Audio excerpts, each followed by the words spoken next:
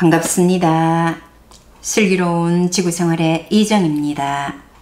앞에서 결혼 상대에 대한 기준에 대해서 알아보았는데요. 이번에는 부부관계에서의 주변 정리에 대해서 알아보겠습니다. 부부관계에서도 주변 정리를 해야 하나 하고 놀라는 분도 계실지 모르겠습니다. 부부관계는 어떻게 인식하는 것이 좋을까요? 부부는 옷과 같은 사이라고 합니다. 옷은 입고 있다가 벗어서 버리면 내 것이 아니잖아요. 참 부부라는 것이 별 사이 아니지요? 사람들이 이혼하고도 언제 그랬느냐는 듯 잘만 사는 것이 그래서 그러는 거잖아요.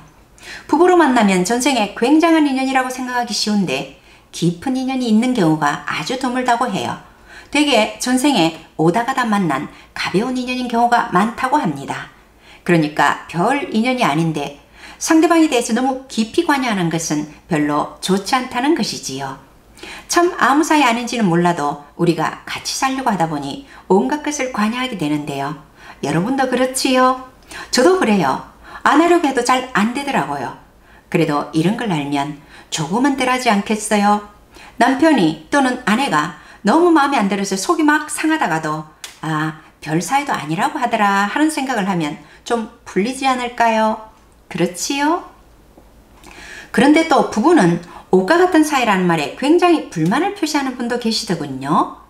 옷과 같은 사이니까 함부로 해도 된다는 뜻이냐며 저한테 따져묻듯 하는 분도 계셨는데요. 자기 옷을 입을만 할 때는 찢거나 아무 곳에다 내팽개치는 등 함부로 하지는 않지요. 옷과 같은 사이라는 말은 팔이나 다리와 같이 내 몸의 일부처럼 없거나 아플 때 자신도 언제까지나 아프고 아쉬운 존재일 만큼 가까운 사이는 아니라는 말씀입니다. 그러면 결혼의 목적은 무엇일까요? 부부는 일신동체라는 말이 있듯이 모든 걸 같이 하면서 외로움을 달래기 위해서 하는 것이 결혼일까요? 어떠세요? 인간이 원래 외로운 동물이니까 사실 이런 목적도 있습니다. 그죠? 저는 너무 속상할 때 항상은 아니지만 대부분 제 편을 들어주며 말을 들어주고 또 아무데나 발설하지 않으리라는 믿음으로 편안하게 이야기할 수 있는 사람이 있다는 것이 결혼의 이로운 점이 아닌가 하는 생각을 했습니다. 직장에서나 집에서 속상하는 일이 좀 많나요? 그런데 저도 속상한 일이 있을 때 다른 사람들한테 막 하소연하거나 감정 표현을 많이 하는 편이 아니거든요. 예전에는 자존심 때문에도 그랬고 나중엔 너무 답답하고 외롭다는 생각이 들더군요. 이래서 사람들이 결혼을 하기도 하고 바람을 피우기도 하는 것이구나 하는 생각이 들더군요. 부부라는 것이 마음을 탁 털어놓고 이야기할 수 있다는 것, 이것이 가장 큰 장점이구나 하는 생각이 들었습니다. 그런데 그때는 제가 삶의 목적이 진화라는 것을 몰랐었거든요. 삶의 목적이 진화라는 것을 알고 있는 분에게 이 정도로는 결혼의 목적이 너무 약하다는 생각이 드시지 않으세요? 결혼의 진정한 목적은 무엇일까요? 역시 결혼의 진정한 목적은 서로의 진화를 위해서라고 합니다. 나의 부족한 점을 가장 잘 채워줄 수 있는 배우자를 만나 진화의 교제를 만들어 생활 속에서 진화해 나가는 것이 원래의 결혼 목적이라고 합니다. 너무 냉정하게 들리시나요? 하지만 우리가 지구상에 사는 목적이 진화인 것을 어찌하겠습니까? 바꾸어 말씀드리면 진정한 사랑이 무엇인지를 돌이켜볼 수 있게 해주는 것이 결혼의 목적이라고 생각하면 되겠지요.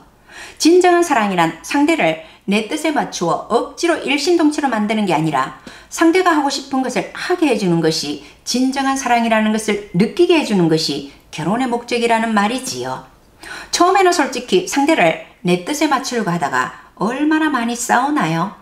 그런데 그것이 사랑이 아니라 상대가 하고 싶은 것을 하게 해주는 것이 진정한 사랑이라는 말씀입니다. 그런데 요즘의 세태는 이러한 원래의 목적을 다 잊어버리고 상대를 자기애를 충족시키는 도구로 취급하면서 그러한 자기애가 충족이 안 되면 상대를 욕하지요. 일신동체라는 말도 따지고 보면 너는 왜 내 뜻대로 안 움직여주냐?